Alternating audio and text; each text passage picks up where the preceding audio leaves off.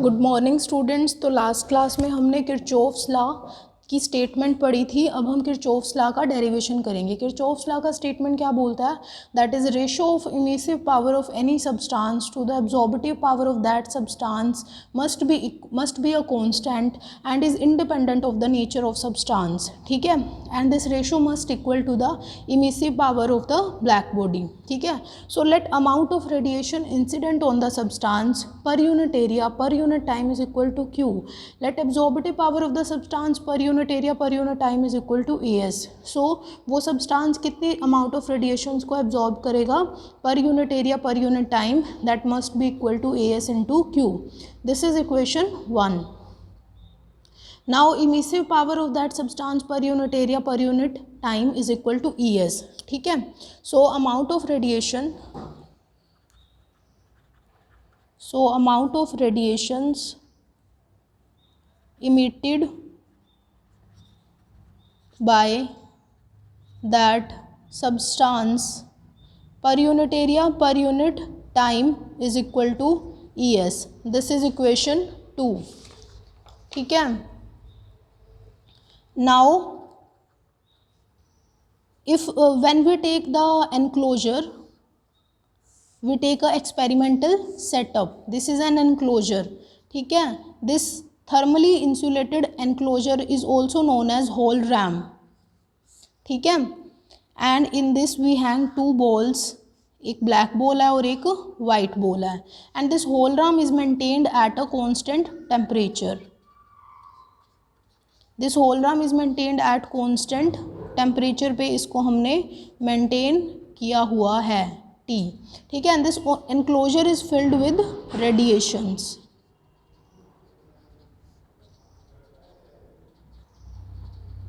ठीक है, और जो ये एनक्लोजर है इसकी वॉल इन रेडिएशन को एब्जॉर्ब भी कर रही हैं और एमिट भी कर रही हैं, और जो ये बॉल्स हैं वो भी इन रेडिएशंस को एब्जॉर्ब भी कर रही हैं, एमिट भी कर रही हैं. ठीक है, तो इस तरह से ये सेटअप किया हुआ है.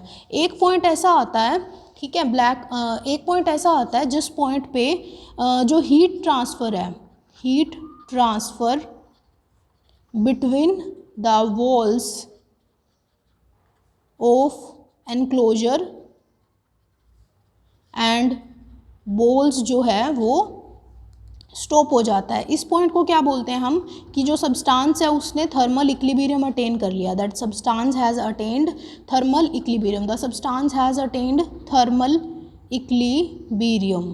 ठीक है, और उस पॉइंट पे क्या होगा ना, ठीक है, when the substance has attend thermal equilibrium, so amount of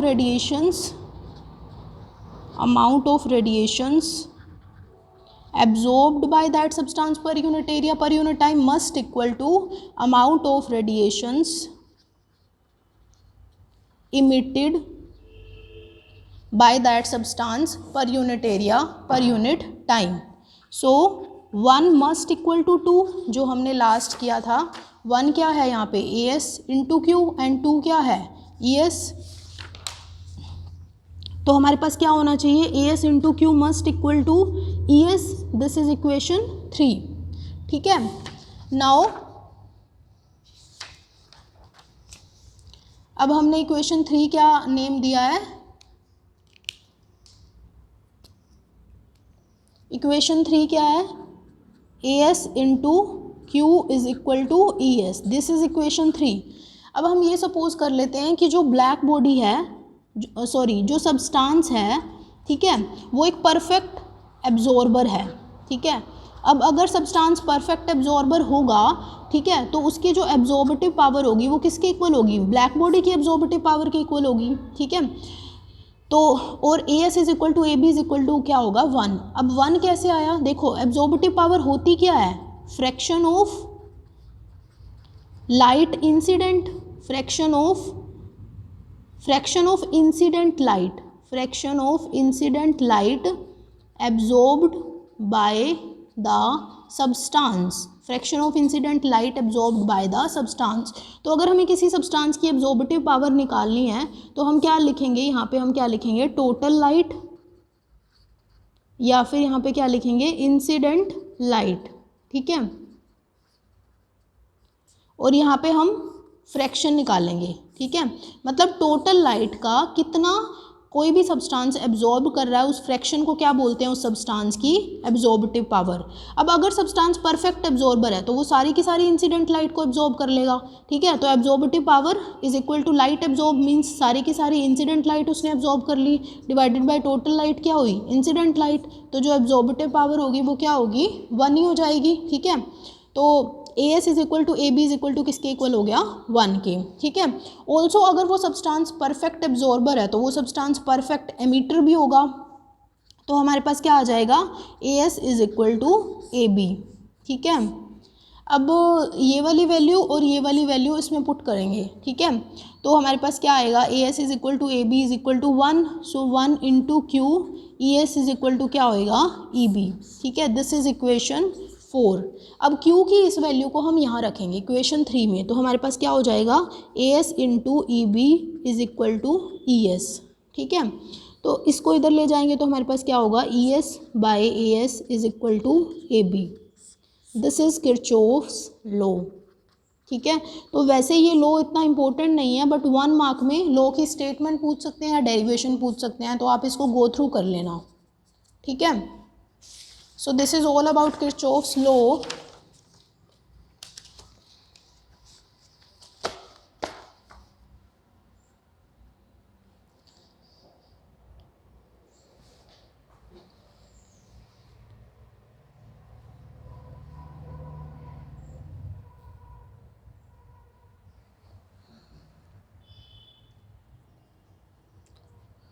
ठीक है, तो नेक्स्ट हम पढ़ रहे हैं spectral distribution. Spectral distribution of black body. Spectral distribution किसका करना है हमने, ब्लैक बॉडी का। बेसिकली स्पेक्ट्रल डिस्ट्रीब्यूशन होता क्या है, spectral distribution is known as power का डिस्ट्रीब्यूशन करना। कोई सब्सटेंस कितनी पावर एमिट कर रहा है उसको हम डिस्ट्रीब्यूट करके देखते हैं at different values of wavelength and at different temperatures, ठीक है।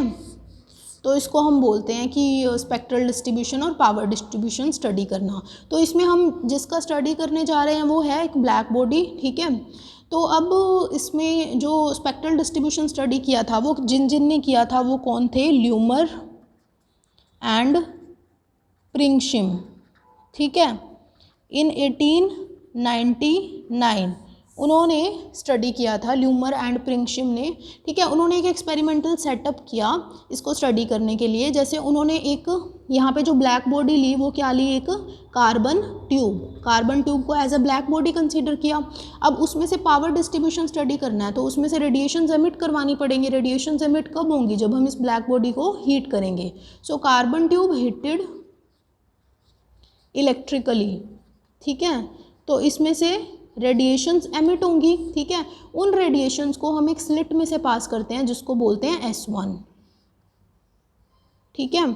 और इन रेडिएशंस को एक कनकेव रिफ्लेक्टर पे फॉल करते हैं, ठीक है। कनकेव रिफ्लेक्टर है ये,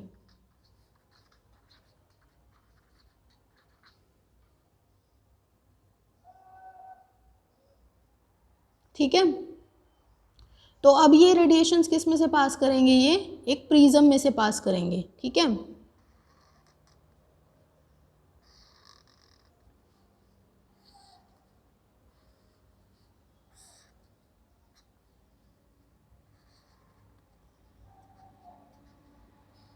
अब ये रेयरर मीडियम है, बाहर क्या है, एयर है, तो वो रेयरर मीडियम है। जो प्रिज्म है वो डेंसर मीडियम है, और जब रेडिएशंस बाहर निकलेंगी तो वो भी क्या है, एक रेयरर मीडियम है। जो प्रिज्म बना है वो किस मटेरियल का बना है, फ्लोरस्पार मटेरियल का बना है, ठीक है, जिसमें फ्लोराइड होता है, कैल्शियम फ्लोराइड, ठीक है, बोलते हैं इसको। अब जब लाइट रेयरर से डेंसर मीडियम में जाती है तो नॉर्मल के टुवर्ड्स बेंड होती है, ठीक है। जाना तो इस लाइट को ऐसे चाहिए था ये, लेकिन ये लाइट ऐसे जा रही है, ठीक है। तो नॉर्मल के टुवर्ड्स बेंड हो रही है, रिफ्रैक्शन फिनोमिना हो रहा है ना, ठीक है। फिर अगेन जब light denser to rarer medium जाएगी तो नॉर्मल से अवे बेंड होगी, ठीक है। तो लाइट इस तरह से जाएगी, ठीक है। फिर इस कनकेव रिफ्लेक्टर पे हम इसको इंसिडेंट करेंगे, this concave reflector is known as M2, ठीक है। और फिर इन रेस को हम एक स्लिट में से पास करेंगे, this slit is known as S2, ठीक है। और स्लिट में से पास करके फिर हम इन रेडिएशंस को बोलोमीटर पे इंसिडेंट करेंगे। बोलोमीटर पे हम क्यों इंसिडेंट करते हैं, क्योंकि ये जो बोलोमीटर है वो रेडिएशंस की इंटेंसिटी को मेज़र करने के काम आता है। Bolometer is use to measure the intensity of radiations. तो हम जब ये एक्सपेरिमेंट करेंगे तो हम इसमें अलग अलग वेवलेंथ और अलग अलग रेडिएशन, अलग अलग इंटेंसिटी की रेडिएशंस को बोलोमीटर पे इंटेंसीफाई करेंगे। तो बोलोमीटर उन सब रेडिएशंस की इंटेंसिटी को रिकॉग्नाइज करेगा और फिर हम एक ग्राफ प्लॉट करेंगे, ठीक है, between emissive power and wavelength,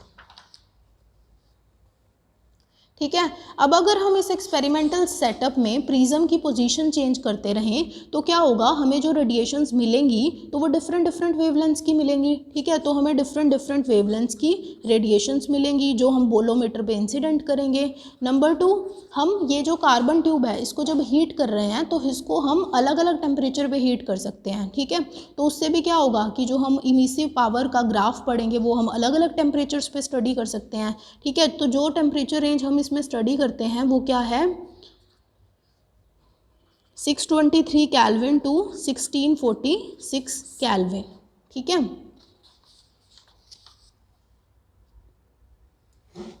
तो जो ग्राफ प्लॉट किया गया through this experiment, with the help of this experiment, वो था between emissive power of any substance per unit area per unit time which is defined by ES। तो emissive power की unit क्या होगी, अर्ग्स पर centimetre square पर second, ठीक है। और यहाँ पे एब्सिसा पे हमने वेवलेंथ को प्लॉट किया, ठीक है, विच इज़ इन माइक्रोमीटर, ठीक है। 1 2 3 4 5 6 7 8 9, ठीक है। जो इमिसिव पावर है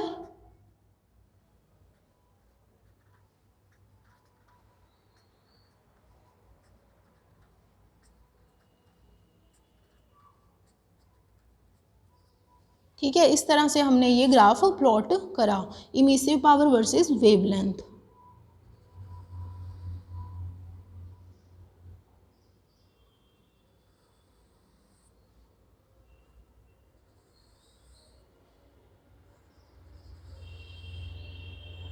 तो ये जो ग्राफ मिलेगा अलग अलग टेम्परेचर्स पे हमने प्लॉट करना है, ठीक है। तो जैसे यहाँ पे temperature 723 kelvin, 904 kelvin, 998 kelvin, 1059 kelvin, ठीक है।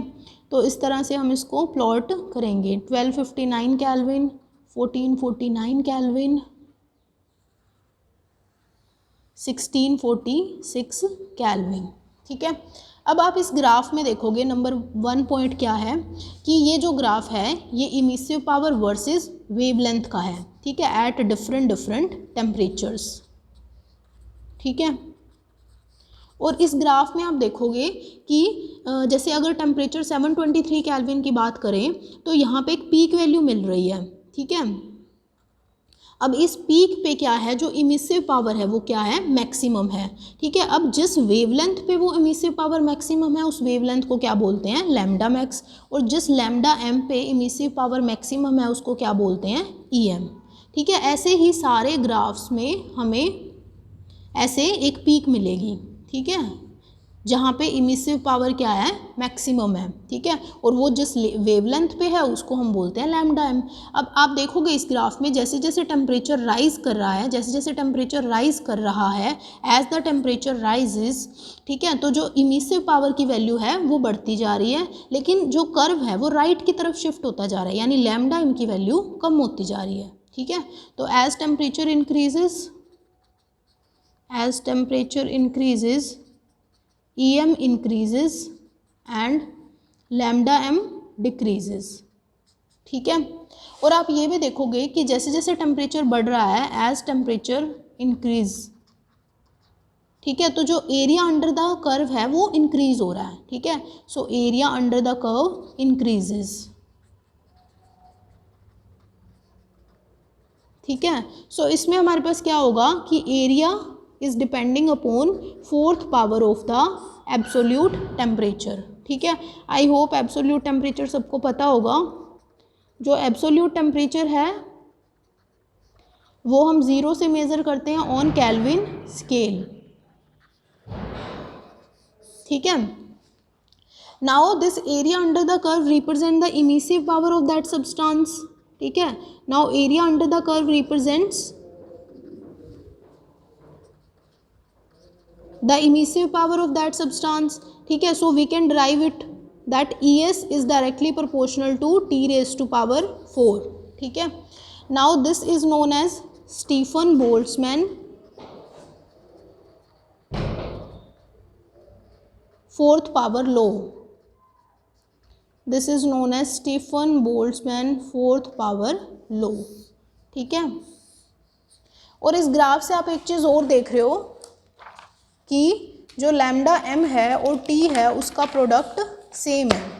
ठीक है, जैसे अगर टेम्परेचर T1 है उसके लिए lambda max is equal to lambda m2, T2 is equal to lambda m3, T3 is equal to some constant.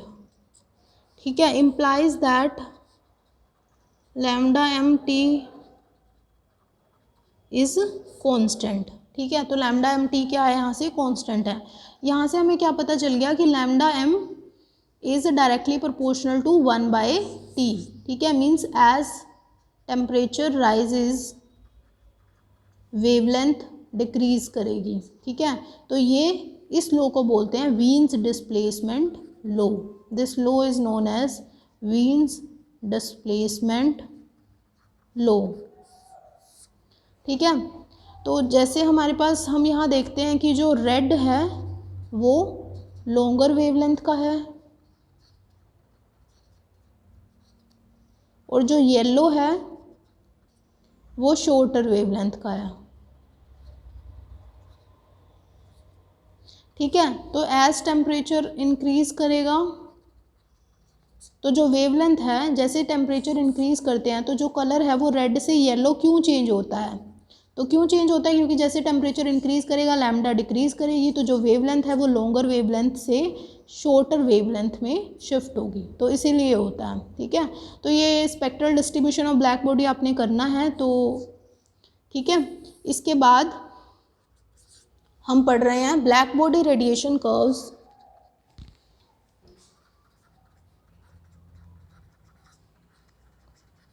Radiation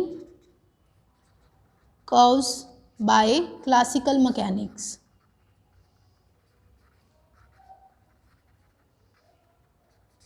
classical mechanics क्या कंसीडर करता है, जैसे कोई भी ब्लैक बॉडी है, ठीक है, उसमें कुछ वाइब्रेटिंग पार्टिकल्स होते हैं। वो किससे बनी होती हैं, black bodies consist of some vibrating particles. ठीक है, and these vibrating particles are also known as oscillators. ठीक है, इन वाइब्रेटिंग पार्टिकल्स को हम क्या बोलते हैं, ओसिलेटर्स। ठीक है, black body consist of some vibrating particle and these vibrating particles are known as oscillators. ठीक है, and these oscillators are vibrating at some particular frequency mu. ठीक है, now these oscillators are vibrating, they emit some electromagnetic radiation, some electromagnetic radiation whose frequency depends upon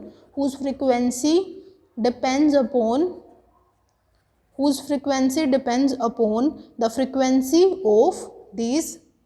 of vibration of these oscillators. ठीक है, तो अब classical mechanics ने black body radiation curves के बारे में दो कॉन्ट्रीब्यूशन को एक्सप्लेन किया था। Number 1 is Wien's contribution, number 2 is Rayleigh Jeans contribution. ठीक है,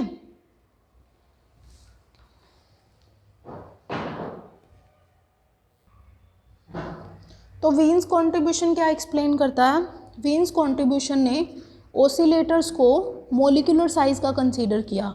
ही consider the oscillators of molecular size. ठीक है, तो he give an expression E lambda is equal to 8 pi hc by lambda 5 e raised to power minus hc by lambda kt। इस expression का आपको derivation करने की नीड नहीं है, ये जस्ट ऐसे ही मेमोराइज कर लेना, ठीक है।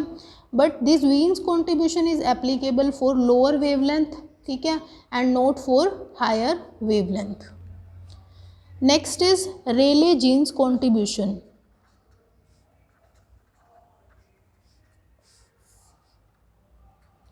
Rayleigh Jeans consider that each vibration, he applies the law of equipartition of energy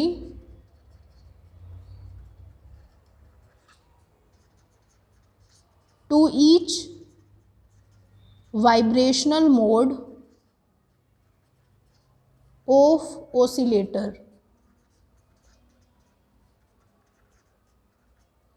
He considered that each vibrational mode of an oscillator have an energy equal to kT, ठीक है। So he gave an expression E lambda is equal to 8 pi by lambda 4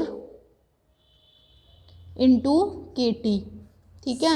But this Rayleigh-Jeans law was only applicable for higher wavelength and not for lower wavelength, ठीक है। Now lower wavelength region is ultraviolet reason,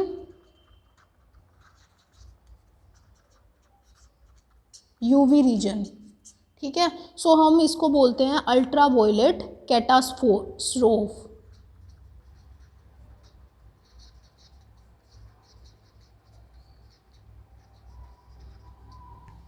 ठीक है।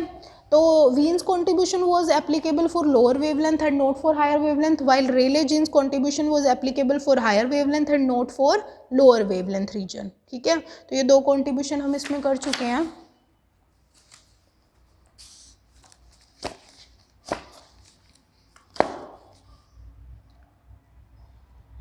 Next is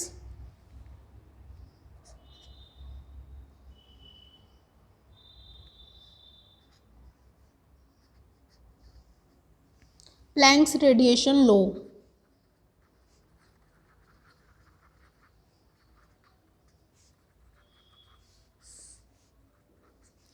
Planck gave Planck quantum theory,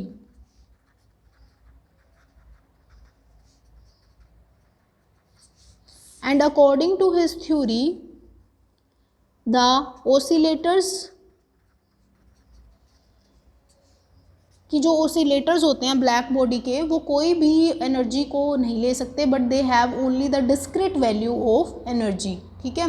the oscillators can have only discrete value of energy. The oscillators of a black body have only discrete value of energy, have only discrete value of energy, ठीक है।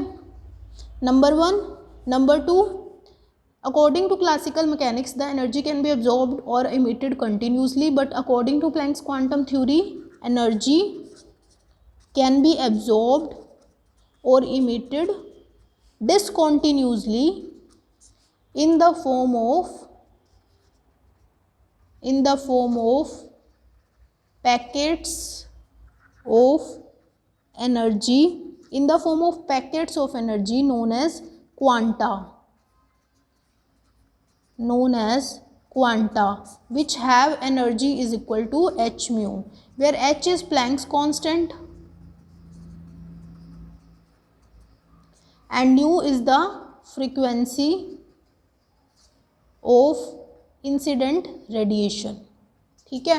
तो जो oscillator की energy होगी ना वो इसके according ही होगी, ठीक है। तो यहाँ पे NH न्यू लिखेंगे, where n is a whole number, ठीक है। तो जो n की वैल्यू हो सकती है वो 0, 1, 2 and so on and so fourth, ठीक है। तो जो ओसिलेटर होगा उसकी एनर्जी अब इसके अकॉर्डिंग होगी, ठीक है। और n की वैल्यू क्या है, होल नंबर है, 0, 1, 2 and so on and so fourth, ठीक है। तो या तो एनर्जी उसकी 0 हो सकती है, या 1h न्यू हो सकती है, या 2h न्यू हो सकती है, या 3h न्यू हो सकती है एंड सो ऑन, ठीक है। तो प्लैंक ने एक प्लैंक रेडिएशन लॉ के अकॉर्डिंग एक एक्सप्रेशन दिया था, energy is equal to 8 pi H C by lambda 5 into 1 by E raise to power H C by lambda के टी माइनस 1। ठीक है, तो ये उसने एनर्जी का एक्सप्रेशन दिया था। अब जो आप देखोगे, अब हम इसमें दो केसेस कंसीडर करते हैं, एक तो एट लोअर वेवलेंथ, एक at higher wavelength. Lower wavelength पे क्या होगा, इस चीज़ पे फोकस करो, अगर लैम्डा की वैल्यू कम होगी तो यहाँ से क्या होगा, एच सी बाय लैम्डा के टी की वैल्यू क्या होगी, ज़्यादा होगी। ठीक है, तो इसकी वैल्यू ज़्यादा होगी तो e raise to power H C by lambda के टी की वैल्यू क्या होगी, ज़्यादा होगी। तो 1 को हम e raise to power H C by lambda के टी के कंपैरेटिवली इग्नोर कर सकते हैं। So e raise to power H C by lambda के टी इज़ ग्रेटर देन 1। ठीक है, तो ये होगा। तो अब हम इसको यहाँ पे अप्लाई करते हैं, 8 pi H C by lambda 5। अब इसको इसके कंपैरिजन में इग्नोर कर सकते हैं, so e raise to power H C by lambda के टी। ठीक है, तो ये आ गया हमारे पास।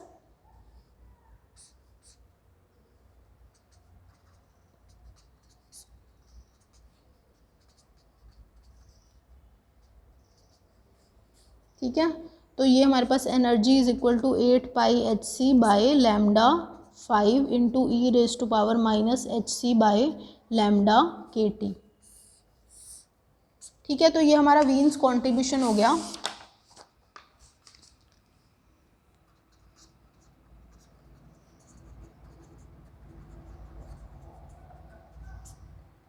अब अगर हम हायर वेवलेंथ का केस लेके चलेंगे,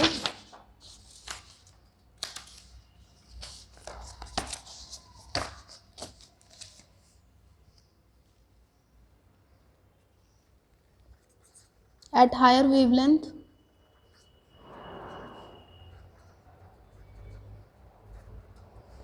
e raised to power 8 pi h c lambda 5 e raised to power h c by lambda k t minus 1। ठीक है, तो हायर वेवलेंथ पे क्या होगा, अगर लैम्डा की वैल्यू ज़्यादा होगी तो एच सी बाई लैम्डा के टी की वैल्यू क्या होगी, अगर लैम्डा की वैल्यू ज़्यादा होगी तो एच सी बाई लैम्डा के टी की वैल्यू कम होगी। ठीक है, तो इस पर हम ये वाला एक्सप्रेशन अप्लाई कर सकते हैं, ई की पावर एक्स माइनस वन किसके इक्वल होता है, 1 plus x square by 2 factorial and so on and so fourth. ठीक है, तो इस पर हम ये अप्लाई कर सकते हैं सेम।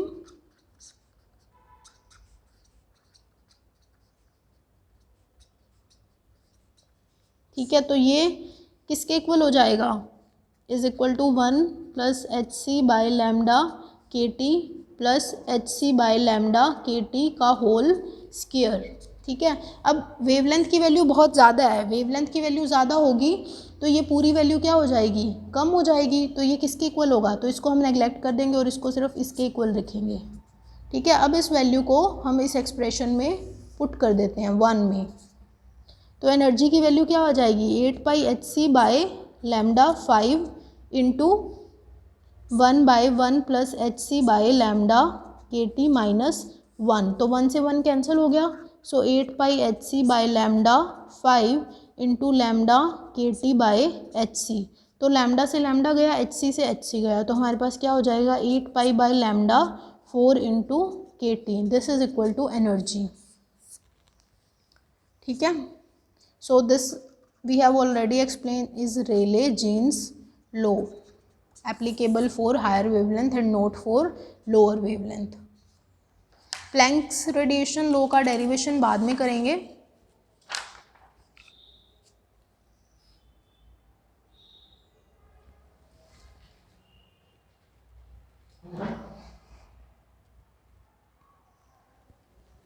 नेक्स्ट हम पढ़ लेते हैं फोटो इलेक्ट्रिक इफेक्ट।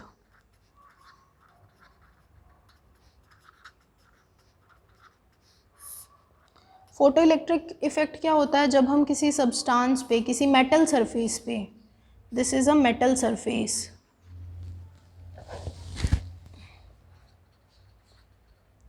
जब हम किसी मेटल सरफेस पे लाइट इंसिडेंट करते हैं जिसकी एनर्जी एच न्यू है, तो वो जो मेटल में इलेक्ट्रॉन है उसको एक्टिवेट कर देती है और वो इलेक्ट्रॉन इस एनर्जी को यूज़ करके मेटल सरफेस से इजेक्ट हो जाता है। ठीक है,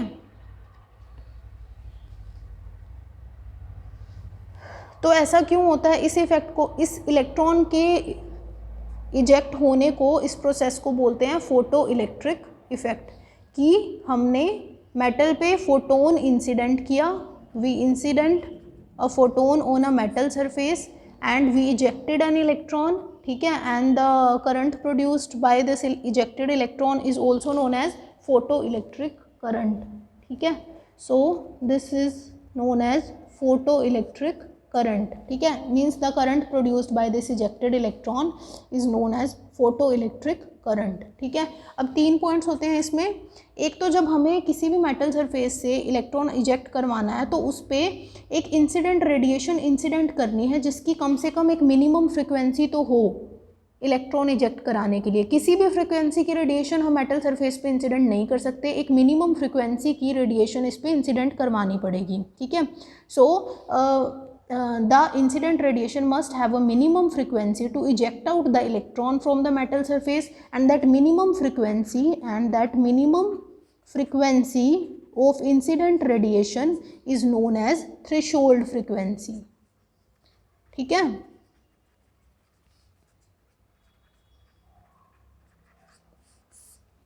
नंबर 2, अब जो ये काइनेटिक एनर्जी है, kinetic energy of ejected electron is directly proportional to the frequency of incident radiation। New पे डिपेंड करता है, frequency of incident radiation and not on the intensity of incident radiation। ठीक है, number 3, the number of ejected electron or photoelectric current produced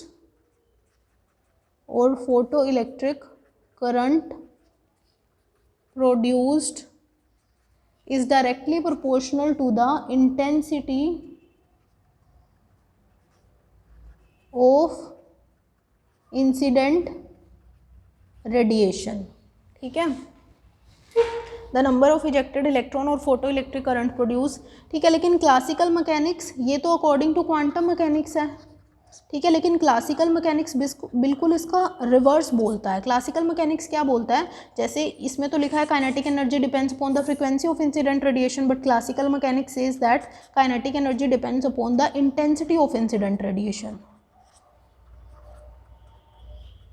ठीक है, while this is not the case, we will prove it later that this is not the case।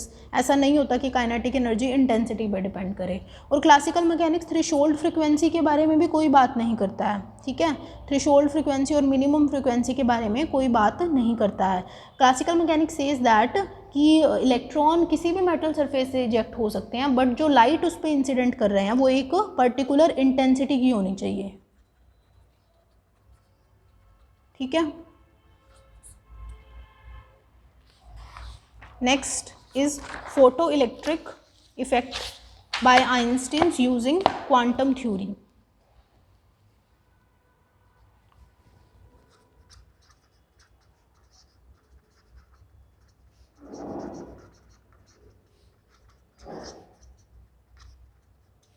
photoelectric effect by Einstein's using quantum theory। ठीक है, तो इसको हम बोलते हैं, इस तरह से इसको हम लिखेंगे। तो क्वांटम थ्योरी ने क्या बोला था कि एनर्जी कैन बी एब्जॉर्ब्ड और emitted discontinuously in the form of packets of energy having energy called quanta having energy is equal to h nu. ठीक है, तो अब जब हम किसी भी मेटल सरफेस पे लाइट इंसिडेंट करते हैं तो जो इलेक्ट्रॉन है वो भी मेटल सरफेस से बाइंड होगा। ठीक है, अब जब इस इलेक्ट्रॉन को इस मेटल सरफेस से निकलना है तो उसको वो बाइंडिंग एनर्जी को ओवरकम करना पड़ेगा, और उस बाइंडिंग एनर्जी बोलते हैं उसे, या फिर थ्रेशोल्ड एनर्जी बैरियर बोलते हैं।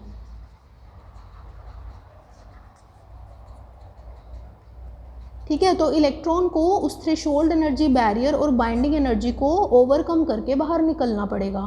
तो जब हम एक पर्टिकुलर एनर्जी h म्यू की लाइट को मेटल सरफेस पे इंसिडेंट करते हैं तो इलेक्ट्रॉन उस एनर्जी को यूज़ किस में करता है, अपनी काइनेटिक एनर्जी को इंक्रीज करने में, और थ्रेशोल्ड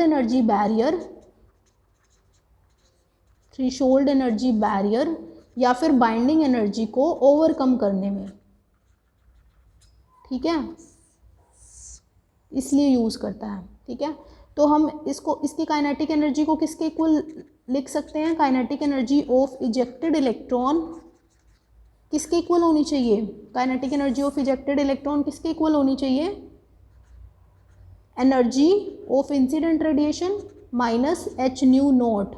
ये क्या आया H nu not, this is work function. Work function means work to be done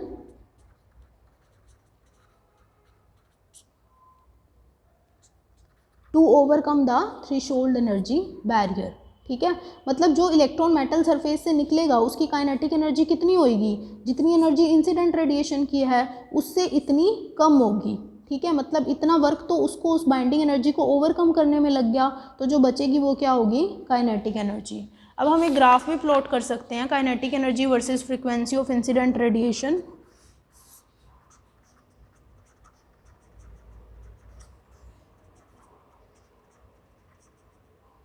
incident radiation,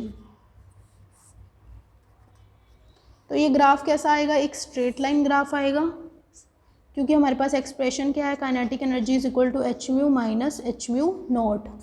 ठीक है, तो इसका जो स्लोप होगा वो किसके इक्वल होगा, एच के इक्वल होगा, और इसका जो इंटरसेप्ट होगा वो किसके इक्वल होगा, न्यू नॉट के।